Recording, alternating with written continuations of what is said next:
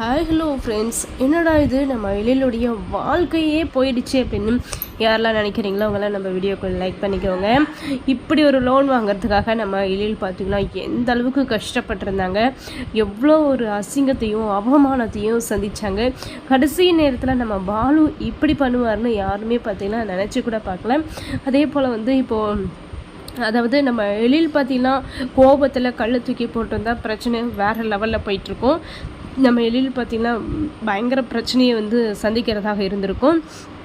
இன்னொரு பக்கம் இப்போது மறுபடியும் பார்த்திங்கன்னா நம்ம பாலு பார்த்திங்கன்னா விட்டுட்டு ஒதுங்கி போயிருக்கலாம். ஏன்னா அவர் அப்போவே சொன்னார், ஒதுங்கி போயிடுறேன், என்னை விட்டுரு, என் பொண்டாட்டி சொல்லியிருக்கா, நான் பிரச்சனைக்கெல்லாம் வரல, என்னை விட்டுரு, எந்த ஒரு பிரச்சனையுமே இல்லாமல் ஸ்மூத்தாக போயிடலாம் அப்படின்னு சொல்லிட்டு நம்ம எழில் பார்த்திங்கன்னா சமாதானமாக பேச ஆரம்பித்தாங்க. அதையெல்லாம் நம்ம பாலு பார்த்திங்கன்னா காது கொடுத்து கூட கேட்கல. பாலு கேட்டிருந்தாலும் பரவாயில்ல, கூட சுற்றி இருக்கிறவங்க எல்லாம் பார்த்திங்கன்னா ஏன் மச்சானவே அடித்து காலை உடைச்சி ஹாஸ்பிட்டல் வரைக்கும் போயிருக்கேன், அப்போது உன்னை எப்படி நாங்கள் விடுவோம், அவன் விட்டாலும் நாங்கள் விட மாட்டோம் அப்படின்னு சொல்லிட்டு சுற்றி இருக்கிறவங்களே பார்த்திங்களா பிரச்சனையை தூண்டிட்டு விட்டுட்டாங்க அப்படின்னு கூட சொல்லலாம். இவ்வளோ பிரச்சனை பிறகும் பார்த்திங்கன்னா மறுபடியும் நம்ம பாலு ஒரு மிகப்பெரிய தப்பு செய்கிறாங்க. கண்டிப்பாக இந்த ஃபைலை மட்டும் பார்த்திங்கன்னா கிழிச்சு போட்டிருந்தாலோ இல்லை தீ வச்சு எரிச்சிருந்தாலோ கடைசி வரைக்கும் பார்த்திங்கன்னா நம்ம பாலுவை எழில் மன்னிக்கவே மாட்டார். ஏன்னா வேறு யாராவது இருந்திருந்தாலும் பரவாயில்ல, பழிக்கு பழி அப்படின்னு சொல்லிட்டு அவன், அதாவது பாலு ஒரு தப்பு பண்ணாங்க அப்படின்னா நம்ம எழிலும் தப்பு பண்ணியிருப்பார் கண்டிப்பாக. அப்போது இதையெல்லாம் போக நம்ம ஆனந்தி லவ் பண்ணுற பையன் பாலு அப்படின்ற விஷயம் தெரியும் போது நம்ம எழில் என்ன பண்ண போகிறாரு, அதிக அளவில் கோவப்பட போகிறாரு.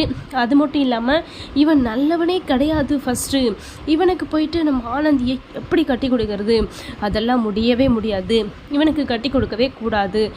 அதாவது ஒரு மூத்த மருமகனாக இருந்து நான் இந்த வீட்டில் பொறுப்பு எடுத்து நான் இப்படி ஒரு வார்த்தையை சொல்கிறேன், என்னுடைய வார்த்தைக்கு யாராவது மதிப்பு கொடுங்க அப்படின்னு சொல்லிட்டு நம்ம எழில் பார்த்திங்கன்னா ஒரு பக்கம் கிளப்பி விட போகிறாங்க.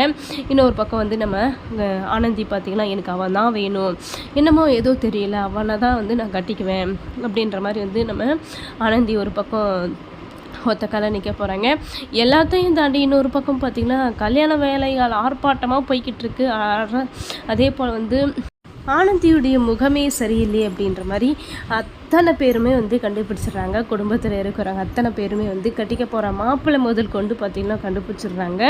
அப்போவும் திரும்ப திரும்ப சொல்கிற பொய்யே தான் ஷாலினி ஒரு பக்கம் தேவி ஒரு பக்கம் சொல்கிறாங்களே தவிர உண்மையாக சொல்லி இந்த கல்யாண ஏற்பாடுகளை ஃபஸ்ட்டு நிறுத்தலாம்.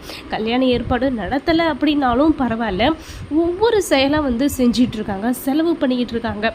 எல்லாத்தையும் மூடி மறைச்சி கடைசி நேரத்தில் தாலி கட்டும்போது தான் நிறுத்துங்க இந்த கல்யாணத்தை அப்படின்னு நான் சொல்ல போகிறாங்க. நம்ம ஷாலினி கூடவே இருந்துக்கிட்டு நம்ம ஷாலினியும் இவ்வளோ பெரிய தப்பு செய்வாங்க அப்படின்னு நினச்சி கூட பார்க்கல.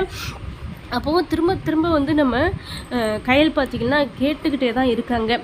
ஆனந்தி, உனக்குள்ளே ஏதோ பிரச்சனை இருக்குன்னு எனக்கு நல்லா தெரியுது, நீ இல்லைன்னு மட்டும் சொல்லிடாத, ஆனால் உண்மையை சொல்லு அப்படின்னு சொல்லிட்டு நிறைய விஷயங்கள் நிறைய கேள்விகள் அவங்களால முடிஞ்ச வரைக்கும் கேட்டு தெரிஞ்சுக்கலாம் அப்படின்ற மாதிரி நம்ம கையல் போராடினாங்க. கடைசி வரைக்கும் பார்த்திங்கன்னா இவங்க ரெண்டு பேருமே அது எப்படியாவது மறைக்கணும், இந்த விஷயத்த யாரையுமே யோசிக்க விடக்கூடாது, அதே போல் வேறு ஏதாவது பேசி அவங்களுடைய மைண்டை மாற்றணும் அப்படின்ற மாதிரி தான் நினைக்கிறாங்களே தவிர உண்மையை சொல்லி இந்த கல்யாணத்தை நிறுத்தினாங்கன்னா எழிலுக்கும் பாலுக்கும் உள்ள பிரச்சனையும் பார்த்திங்கன்னா தீர்ந்துடும். ஏன்னா எழிலும் ஒரு பக்கம் அமைதியாகிடுவார், இது ஆனந்தியை கட்டிக்க போகிற பையன் அப்படின்னு சொல்லிட்டு.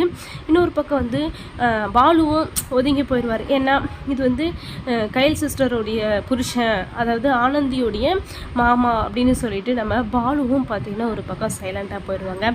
எதுக்குமே வழி இல்லாமல் நம்ம ஷாலினி ஒரு பக்கம், இன்னொரு பக்கம் நம்ம ஆனந்தி ஒரு பக்கம் பார்த்திங்கன்னா பிரச்சனையை இன்னும் கொஞ்சம் தூண்டி விட்டுக்கிட்டு தான் இருக்காங்க.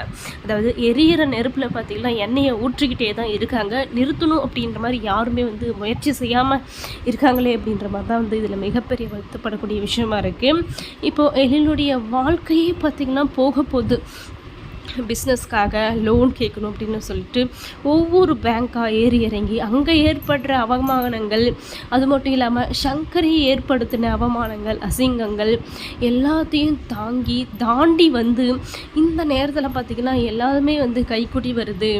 ஆனந்திக்கு கல்யாணம் ஆகி போகிற நேரமோ என்னமோ தெரியல, மீனாட்சி அம்மாவுடைய குடும்பம் நம்ம வீட்டில் காலடி எடுத்து வச்ச நேரமோ தெரியல, எழிலுக்கு பார்த்திங்கன்னா பிஸ்னஸ் தொடங்கிறதுக்காக பணம் கிடச்சிருச்சு லோனில் அப்படின்ற மாதிரி எல்லாருமே வந்து பெருமையாக பேசக்கூடிய நேரத்தில் வந்து அது உன்னுடைய வாழ்நாளிலே இல்லை அப்படின்ற மாதிரி நடக்கும்போது எழிலுடைய மனசு எந்த அளவுக்கு துடிக்கும் அப்படின்றது வந்து வார்த்தையால் பார்த்திங்கன்னா சொல்லவே முடியலை. அந்த அளவுக்கு வந்து கஷ்டத்தை கொடுத்துக்கிட்டு இருக்கு.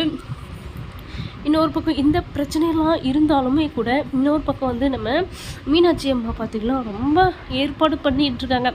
எந்த அளவுக்கு விலை இருந்தாலும் பரவாயில்லை, எப்படிப்பட்ட புடவையாக இருந்தாலும் பரவாயில்ல, விலையை பற்றி நீங்கள் கவலையே படாதீங்க, ஆனால் நியூ மாடலாக இருக்கணும், ரொம்ப சூப்பராக இருக்கணும், பார்த்த உடனே வந்து எல்லாருக்கும் பிடிச்சிடணும் அப்படின்னு சொல்லிட்டு அவ்வளோ ஒரு ஆசாசியாக வந்து புடவை எடுத்துகிட்ருக்காங்க. கடைசியில் வந்து இது எல்லாம் வந்து வேஸ்ட்டு அப்படின்னு நினைக்கும்போது, அப்படி நடக்கும்போது அவங்களுடைய வழி என்னன்னு புரிஞ்சுக்கணும். ஃபஸ்ட்டு வந்து நம்ம ஆனந்தி இல்லையா, பாலுவை மறந்துட்டு கௌஷிக்கை கல்யாணம் பண்ணிக்க ரெடி ஆகணும். எதுக்குமே வழி இல்லாமல் இந்த பக்கமும் அந்த பக்கமும் பார்த்திங்கன்னா ரெட்டை வேஷம் போட்டுக்கிட்டு இருக்காங்க நம்ம ஆனந்தி. கையல் கேட்கறது மட்டும் இல்லாமல் நம்ம கௌஷிக்கே பார்த்திங்கன்னா டவுட் வந்துருச்சு. என்ன ஆனந்தி, எங்கிட்ட வந்து கல்யாணம் இன்னும் 2 நாளில் நடக்க போகுது, நீ வந்து எங்கிட்ட பேசவும் இல்லை, உன்னுடைய முகத்தில் ஒரு சந்தோஷம் கூட இல்லை, என்னதான் உனக்குள்ள பிரச்சனை, கண்டிப்பாக வந்து ஏதோ இருக்குது, என்னென்னு சொல்ல மாட்டேங்கிற, உனக்கு இந்த கல்யாணத்தில் கூட இஷ்டம் இல்லையா அப்படின்ற கேள்வி கூட வந்து நம்ம கௌஷிக் பார்த்திங்கன்னா முடிஞ்ச அளவுக்கு வந்து கேட்டு பார்க்குறாங்க. எதுக்குமே வந்து வாய் திறக்காமல் மூடி மறைச்சி வச்சு அறுத்துட்ருக்காங்க நம்ம ஆனந்தி. கடைசி நேரத்தில் பார்த்திங்கன்னா நம்ம ஆனந்தி குடும்பத்தையே வந்து இழந்து நிற்க போகிறாங்க அப்படின்றது தாங்க இதில் கொடுமையான ஒரு விஷயமா இருக்குது. ஏன்னா எல்லாருக்குமே வந்து முன்னாடியே சொல்லியிருந்தா இவங்களே இந்த கல்யாணத்தை நிறுத்திட்டு நடத்தி வச்சுருப்பாங்க. ஏன்னா லவ் பண்ணிவிட்டு பிரியறது எவ்வளோ வலி, எந்த அளவுக்கு கஷ்டம் அப்படின்ற விஷயம் வந்து நம்ம கையலுக்கு சொல்லி புரிய தேவையில்லை, சொல்லாமலே புரியும். ஏன்னா அவங்க வந்து பார்த்திங்கன்னா நிறைய விஷயங்களை வந்து அனுபவிச்சு தான் வந்து இந்த நிலைமைக்கு வந்து இந்த குடும்பத்தை கொண்டு வந்திருக்காங்க. சங்கரி கிட்ட வந்து பார்த்திங்கன்னா போராட்டம் அதிக அளவில் போராட்டம், வெளியில் கட்டிக்கணும் அப்படின்னு சொல்லிட்டு, அது மட்டும் இல்லாமல் நம்ம கையிலவே வந்து கொலை பண்ண கூட பார்த்திங்கன்னா முயற்சி பண்ணிட்டாங்க, முடிவெடுத்துட்டாங்க. அதையும் தாண்டி நம்ம கையல் அதாவது இப்படி ஒரு பிரச்சனை சூழ்நிலையிலிருந்து வெளியே வந்து இவ்வளோ பெரிய விஷயத்தை நடத்திட்டுருக்காங்க அப்படின்னா ஒரு மிகப்பெரிய சந்தோஷப்படக்கூடிய விஷயம்தான் இது. அப்படிப்பட்டவங்களை வந்து நம்ம ஆனந்தி பார்த்திங்கன்னா இப்போது தலைகுனிய வைக்கிறாங்க, அவமானப்பட வைக்கிறாங்க, அசிங்கப்பட வைக்கிறாங்க நம்ம ஆனந்தி. இப்போ ஆனந்தியால் பார்த்திங்கன்னா குடும்பமே வந்து நம்ம தர்மலிங்கத்துக்கு ஒரு பக்கம் எதிரியாக இருக்க போகுது. ஏன்னா தர்மலிங்கமும் பார்த்திங்கன்னா நான் சொல்கிற பையனுக்கு தான் கட்டி கொடுக்கணும் அப்படின்ற மாதிரி தான் வந்து திரும்ப திரும்ப வந்து அவர் சொல்கிறது தான் சொல்ல போகிறாங்க.